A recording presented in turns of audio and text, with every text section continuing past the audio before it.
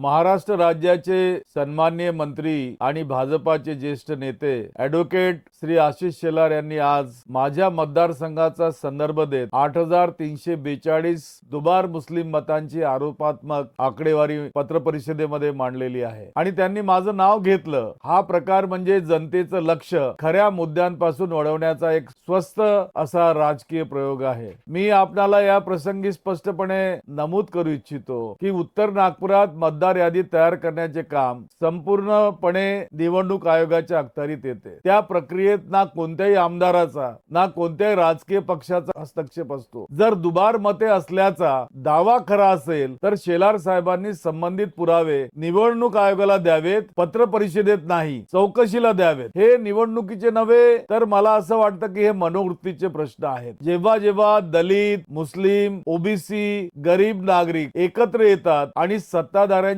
अन्यायाविरुद्ध आवाज उठवतात. आज आपल्याला सर्वत्र एकीकडे शेतकरी आंदोलन दिसतं की दुसरीकडे एखाद्या मुलीवर झालेला बलात्कार किंवा तिची हत्या या प्रसंगी राज्यामध्ये आवाज उठवलेला आढळतो, तेव्हा भाजपाला या ठिकाणी जिहाद दिसतो. नागपूरच्या उत्तर नागपूर या भागामध्ये लोकशाही, संविधान आणि समतेवर विश्वास ठेवणारा समाज जागृत झाला आहे. त्याला कलंक लावण्याचा हा प्रयत्न आहे आणि म्हणून मला असं वाटतं की मतदार म्हणजे धर्माने, जातीने नव्हे तर नागरिक म्हणून नोंदवलेली व्यक्ती, त्याला मुस्लिम मत, दलित मत किंवा हिंदू मत म्हणणे हे संविधानाचा अपमान खऱ्या अर्थानं ठरतो आहे. खऱ्या अर्थानं मला प्रश्न पडतो या ठिकाणी आणि कीव पण येते आशिष शेलारांची की ते निवडून आलेले या ठिकाणी आमदार आहेत आणि त्यांना माहिती आहे की मतदार हा नागरिक असतो. मतदार कोण्या धर्माने किंवा जातीने नोंदवलेली व्यक्ती नसते. त्याला मुस्लिम मत, दलित मत किंवा हिंदू मत म्हणणे हाच खऱ्या अर्थानं संविधानाचा अपमान आहे.